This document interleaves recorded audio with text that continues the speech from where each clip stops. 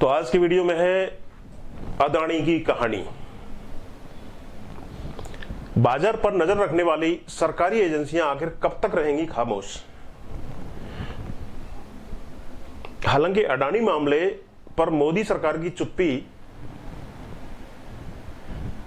बोलने से ज्यादा मुखर है।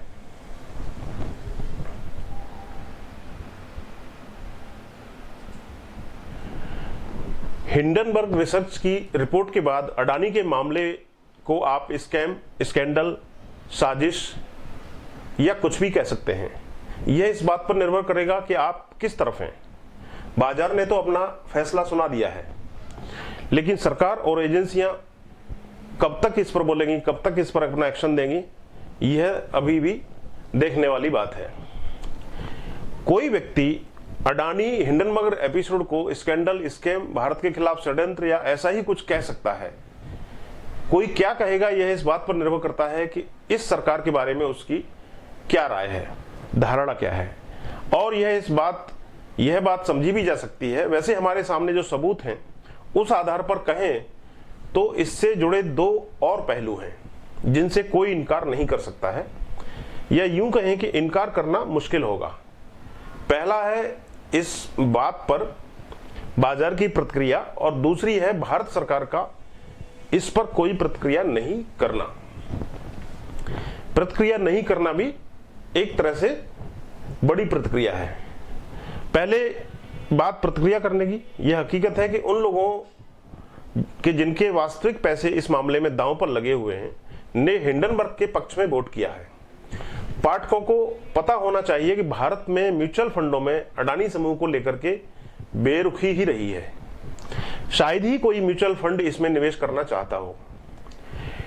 हिंडनबर्ग की रिपोर्ट में कहा भी गया है, अडानी की सूचीबद्ध कंपनियों के घरेलू और विदेशी सूचकांकों में शामिल होने के बावजूद शेयर होल्डिंग जानकारी के अनुसार Adani green, Adani enterprises, Adani total gas या अडानी ट्रांसमिशन में किसी भी सक्रिय स्थानीय फंड की इक्विटी के 1% से अधिक की भागीदारी नहीं है।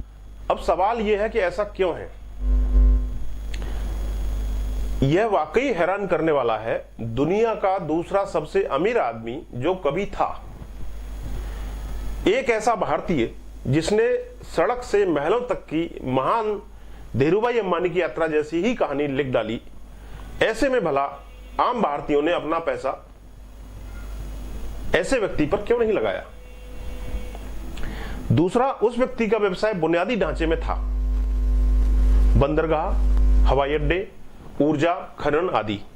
मतलब यह है कि वह व्यक्ति उन्हीं क्षेत्रों में काम कर रहा था जिन्हें सरकार विकास कहती है।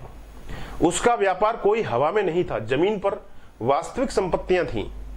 यह हीरे या ऐसी चीजों का कारोबार नहीं था जिनकी समझ मुट्ठी भर लोगों को होती है।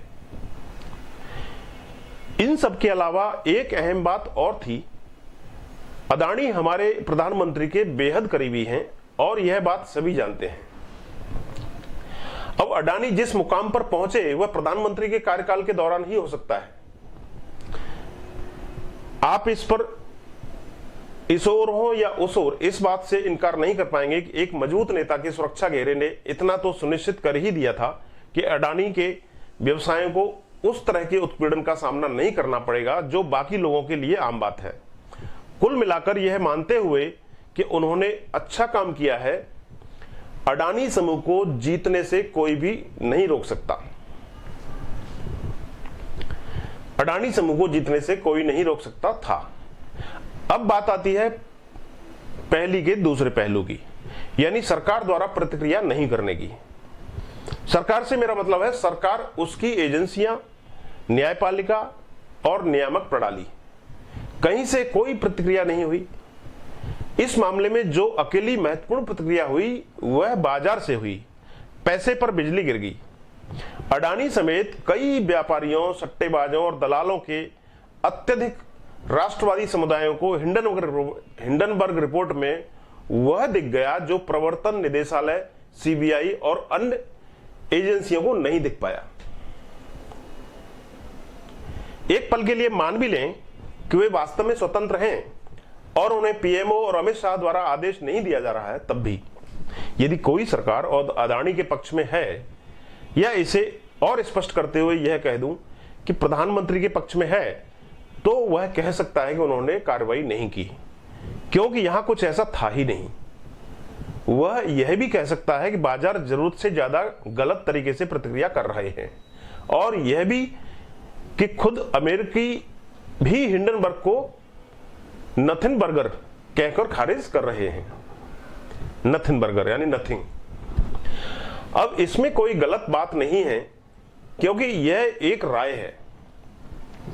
मैं कुछ और कह सकता हूं और आप कुछ और। मुद्दा यह है कि क्या सरकार और उसकी एजेंसियां भी ऐसा कह सकती हैं? तो इसका उत्तर है नहीं। पूरी कहानी न्यू इंडिया की बात करती है, जो परेशान करने वाली है।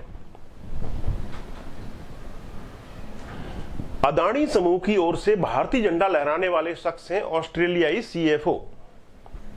उन्होंने बचाव में जो कहा, उनमें से एक यह था कि भाई सभी आरोप ये गलत हैं और पुराने हैं। वास्तव में यही तो हिंडनबर्ग रिपोर्ट का सोचने वाला पहलू है। अगर ये बातें पब्लिक डोमेन में थीं और वास्तव में थीं, तो अगर नियामक एजेंसियां उन पर नजर रख रही थीं, तो उन्होंने उन्हें लाल झंडी क्यों नहीं दिखाई? हिंडनबर्ग का कहना है कि अडानी समूह से जुड़े विदेशी सेल और फंड में अडानी स्टॉक के सबसे बड़े सार्वजनिक यानी गैर प्रमोटर धारक शामिल हैं।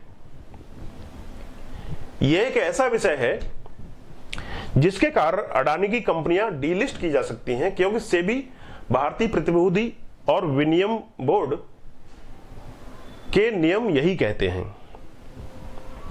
लेकिन मतलब साफ है, सेबी अपना काम नहीं कर रही है और सरकार को इससे कोई दिक्कत नहीं है। हिंडनबर्ग कहते हैं कि सूचना का अधिकार यानी आरटीआई के तहत भी इस बात की पुष्टि होती है कि विदेशी फंड एक चालू जांच का विषय है। मीडिया और सांसद 1.5 साल से भी अधिक समय से इस मामले में चिंताएं जताए जा रहे हैं, लेकिन इस पर कोई एक्शन, कोई प्रतिक्रिया नहीं हो रही है। पाठक शर्लक होम्स की कहानी dog that did not bark से परिचित हो सकते हैं। यह रेस के एक महंगे घोड़े के लापता होने और उसके ट्रेनर की हत्या की कहानी है। होम्स ने अपनी जांच में निष्कर्ष निकाला है कि यह एक भेदी का काम था, क्योंकि वहां मौजूद किसी ने भी उस कुत्ते को भौंकते नहीं सुना। यह हमारे लिए सदस्य की बात है कि निगरानी एजेंसियां खामोश हैं, लेकिन यह बाजार है जो भौंकता रहा है और जिसने भौंकना कभी बंद नहीं किया है।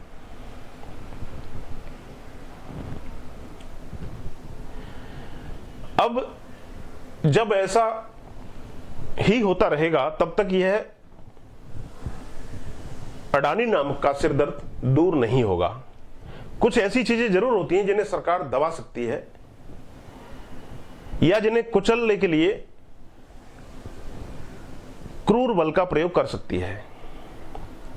काश यह मामला भी कुछ वैसा ही होता। यह स्कैंडल, यह स्कैम या यह कहानी इंडिया आजकल, सच खबर हर पल।